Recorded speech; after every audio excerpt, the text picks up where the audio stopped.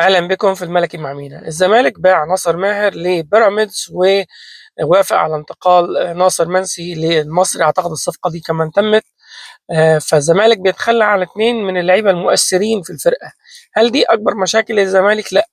الزمالك يتعادل في الكونفدرالية مع المصري وحاليا في المركز الثاني، ومركزنا مهدد في إن احنا نصعد عن المجموعة. هل دي برضو مشكلة كبيرة؟ برضو لأ. المشكلة الكبيرة من وجهة نظري أنا إن الزمالك حاليا بدون رؤية فنية، بمعنى إن إحنا تقريبا ما عندناش مدير فني. إحنا بنبدل على بعض أبناء نادي الزمالك اللي بيحاولوا يجوا يخدموا النادي ماتش اتنين تلاتة وبيمشوا، زي الكابتن معتمد جمال حاليا، اللي أعتقد إنه لا يمتلك رؤية مدير فني قوي يقدر يصعد ناس من الناشئين ويقود المجموعة اللي موجودة، على الرغم ان المجموعة الموجودة اضعف من المجموعة اللي ابتدينا بيها الموسم. المفروض الزمالك كان في يناير هيدعم صفوفه، بس طبعا موضوع مشكلة الارض دي عملت كارثة كبيرة للزمالك من ناحية التدفق المالي، والايقافات انهالت لغاية ما وصل ل 10 ايقافات تقريبا دلوقتي، وما قدرناش نخلص حامد حمدان وما قدرناش نجيب لعيبة جديدة. ولكن كل دي مشاكل ما لهاش حل دلوقتي. اللي ممكن ينقذ الموسم في حال ما إذا توفقنا جبنا مدير فني قوي هو المدير الفني. لا التعاقد مع لاعب حاليا هينفع، ولا مدير فني مصري هينفع، ولا أي سي في لمدير فني أجنبي عشوائي كده هينفع. الزمالك حاليا لازم يجيب سي في لمدير فني كويس وبيعرف يشتغل مع الشباب.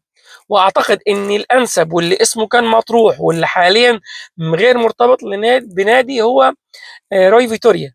الراجل ده ملح بشكل كبير عندي. في بعض الاسماء بتقول ان الزمالك احتمال يرجع كارتيرون.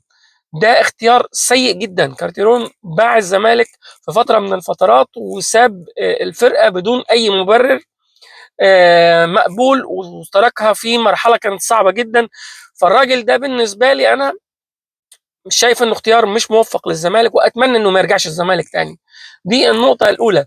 النقطه الثانيه، اي مدير فني هيجي بيشتغل مع نجوم او لعيبه جاهزه مش هيقدر يسعى في الزمالك.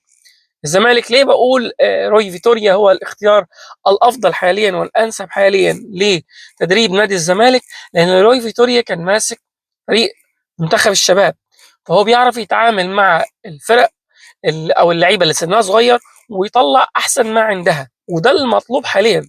الزمالك حاليا عنده ايقافات، وكان في توجه ان احنا نتعاقد مع مدير فني، فمعنى كده ان احنا مش هنقدر نجيب لعيبه جاهزه.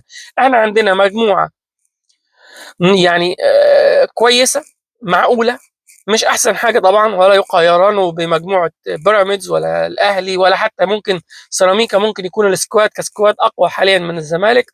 ولكن اللي ممكن يفرق هو المدير الفني اللي يقدر يستغل المجموعه اللي موجوده، دي حاجه. وفي نفس الوقت يقدر يطلع لك لعيبه شباب تساعد الفرقه اللي موجوده عشان توصل لاكبر استفاده.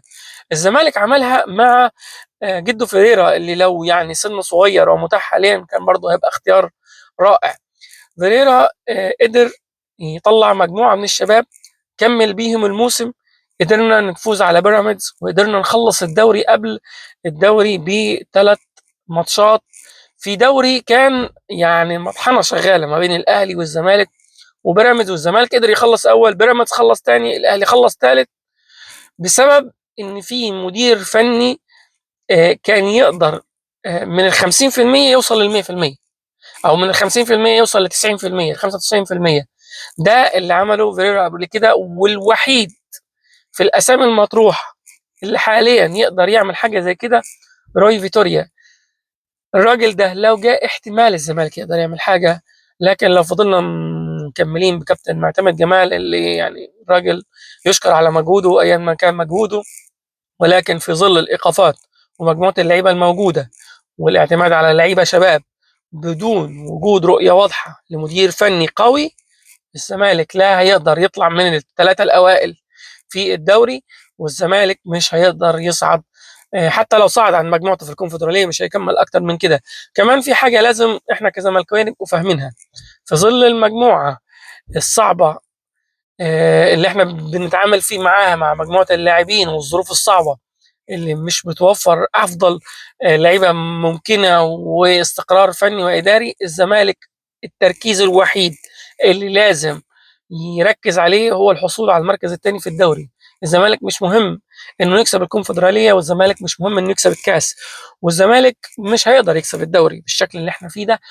فبس الزمالك لو وصل ان الموسم كله نطلع الثاني الدوري، هو في حد ذاته نجاح كبير، وده التارجت. يعني لو قدام الزمالك انه ينافس على بطولة واحدة ويركز مجهود الفرقة على بطولة واحدة، فلازم تبقى بطولة الدوري مش الكونفدرالية، علشان نقدر نحضر السنة اللي جاية لموسم ممكن يكون موسم ناجح.